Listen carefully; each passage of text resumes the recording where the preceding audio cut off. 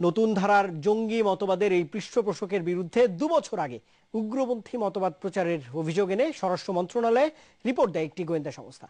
সম্প্রতি PhD degree নেয়ার নাম করে মালয়েশিয়ায় চলে গেছে রেজাউর রাজ্জাক। রিয়াজ রাহানের কাছে বাকিটা। ব্র্যাক বিশ্ববিদ্যালয়ের স্কুল অব বিজনেস স্টাডিজের সহযোগী অধ্যাপক রেজাউর রাজ্জাক গোয়েন্দা সূত্র মতে 80-র দশকে যুক্তরাষ্ট্রে পড়াশোনার সময় উগ্রবাদে দীক্ষিত হন। এই অভিযোগে একবার সেদেশের গোয়েন্দা সংস্থা FBI জিজ্ঞাসাবাদও করে থাকে। এরপর দেশে ফিরে গোপনে শুরু করেন জঙ্গি কার্যক্রম পরিচালনা, প্রতিষ্ঠা করেন resource centre for unity development নামের একটি NGO, যার মাধ্যমে জঙ্গি অর্থায়ন করা হতো বলে অভিযোগ রয়েছে। এই সংস্থার সহ প্রতিষ্ঠাতা আব্দুর রশিদের জামাতা হচ্ছেন তেহজিব করিম, যাকে 2010 সালে ইয়েমেনে গ্রেফতার করা হয় জঙ্গি সংশ্লিষ্টতায়। রেজাউর রাজ্জাক 2007 সালে জেএমবির আদলে গড়ে তোলেন জামাতুল মুসলিমিন নামের একটি জঙ্গি সংগঠন।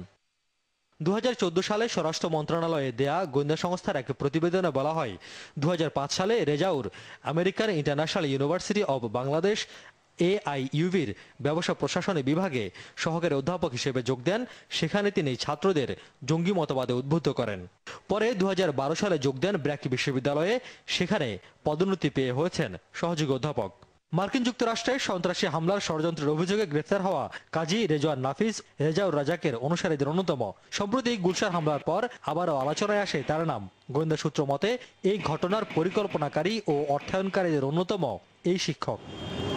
এসব অভিযোগের বিষয়ে কথা বলতে ব্র্যাক বিশ্ববিদ্যালয়ে গেলে অনেক চেষ্টার পরও কাউকে পাওয়া যায়নি। তবে জানানো হয়েছে, গেল 24 জুলাই পিএইচডি ডিগ্রির জন্য 3 বছরের ছুটি নিয়ে মালয়েশিয়ায় গেছেন শিক্ষক রেজাউর রাজ্জাক। বড় আকারের কমিটি ঘোষণা হলেও প্রাণ ফেরেনি বিএনপির কেন্দ্রীয় কার্যালয়ে। কমিটি নিয়ে ক্ষোভ আছে অনেকের মনে। ঢাকা শহরে দুইটা শক্তি, বিএনপির দুইটা শক্তির ভিতরে একটা শক্তির মতমত হয়েছে, একটা শক্তির মতমত হয় নাই। শহীদুদ্দিন চৌধুরী এনি ছাত্রদলের যে কমিটির সভাপতি, হাবিবুন নবী খান সোহেল সেই কমিটির সাধারণ সম্পাদক ছিলেন। এবার সোহেলকে যুগ্ম মহাসচিব করা হয়েছে, এনিকে প্রচার সম্পাদক। ভাইস চেয়ারম্যান থেকে শুরু করে নির্বাহী সদস্য প্রায় সব স্তরেই আছে জ্যেষ্ঠতা লঙ্ঘনের এমন উদাহরণ। সিনিয়র যারা ছিল ওদেরকে টেনে জুনিয়র করে, জুনিয়রকে উপরে সিনিয়র করে দেওয়া সেম জায়গাতে, এটাতে খুব থাকতে পারে। এটা আমি মনে করি যে এটা যদি কেউ বলে থাকে, এটা আমি নিজেও ফিল দেখতেছি। জ্যেষ্ঠতা লঙ্ঘনের কারণে অনেকেই নাখোশ বিএনপির হাইকমান্ডের ওপর।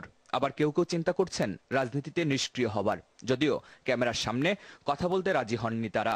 জ্যেষ্ঠতা লঙ্ঘনটা দৃষ্টিভঙ্গির ব্যাপার। আমি যদি বয়সের কথা বলি তাহলে হইতে পারে জ্যেষ্ঠতা লঙ্ঘন। আমি যদি দলের অবদানের কথা বলছি তাহলে হয়তো হয় নাই। আমি যদি মাঠে ঘাটে অবদানের কথা বলি তাহলে হয়তো দেখা যাবে যে জ্যেষ্ঠতা লঙ্ঘন হয় নাই। ব্যারিস্টার নিপুণ রায়, সাবেক মন্ত্রী নিতাই রায়ের কন্যা আর স্থায়ী কমিটির সদস্য গয়েশ্বর চন্দ্র রায়ের পুত্রবধূ। পারিবারিক প্রভাবে পদ পাওয়ার অভিযোগ থাকলেও মানতে নারাজ নিপুণ। আমি তাদের যোগ্যতায় এই পোস্ট পাইনি। দল আমার যোগ্যতা এবং আমার কাজের উপর বিবেচনা করে আমাকে এই পোস্টে দিয়েছে। সুতরাং আমি আশা করি যে আমি দলের জন্য ভালো কাজ করতে পারবো। শুধু গয়েশ্বর নয়, স্থায়ী কমিটির বেশ কজন নেতার পরিবারের সদস্যরা নতুন কমিটিতে জায়গা পেয়েছেন। পাশাপাশি আছে ইতিবাচক দিকও। ছাত্র যুব দলের তরুণ নেতারা স্থান করে নিয়েছেন নতুন কমিটিতে। জাতীয় রাজনীতির ইতিহাসে একটা বিরল ঘটনা। তরুণরা এই যে একটা উৎসাহিত হয়েছে, তারা যে তাদের যে মূল্যায়ন করা হয়েছে, এই মূল্যায়ন ভবিষ্যতে দেশ গড়ার কাজে, জাতি গড়ার কাজে তারা অনুপ্রাণিত হবে। অন্যদিকে দুই যুদ্ধাপরাধী সালাউদ্দিন কাদের চৌধুরী আর আব্দুল আলিমের ছেলেদের দেয়া হয়েছে সদস্যপদ। দলের ষষ্ঠ কাউন্সিলে বিষয়ভিত্তিক উপকমিটি গঠনের যে প্রতিশ্রুতি ছিল বাস্তবায়িত হয়নি তা, আর জায়গা হয়নি পদহীন সংস্কারপন্থী কোনো নেতার। যুদ্ধাপরাধী অভিযুক্ত এমন ব্যক্তির ছেলে বা তাদের আত্মীয়স্বজনকে অন্তর্ভুক্ত করা হয়েছে। এটা নতুন কিছু নয়, এটা নিয়ে জাতির অবাক হওয়ার কিছু নেই। আমরা বহুবারই বলেছি বিএনপি নামক এই দলটি এবং জামাত ইসলামী যুদ্ধাপরাধী অভিযুক্ত যে দলটি, এই দুটি দলই পাকিস্তানের সৃষ্টি এবং পাকিস্তানের আদর্শে তারা পরিচালিত। খেতে যা ছিল বন্যায় সবই গেছে নষ্ট হয়ে, তাই এখন পালা ঘুরে দাঁড়ানোর। প্রতিনিয়ত জীবনযুদ্ধ করা উত্তরের কৃষক তাই একটু একটু করে আবারও সবকিছু গুছিয়ে নেয়ার চেষ্টা করছেন। কিন্তু কাজটা খুব সহজ নয়, কারণ অনেকেই আবাদের টাকা পুরোটাই নিয়েছিলেন ঋণ। তাই ঋণের টাকা শোধ আর নতুন করে আবাদ নিয়েই বেশি চিন্তিত কৃষক।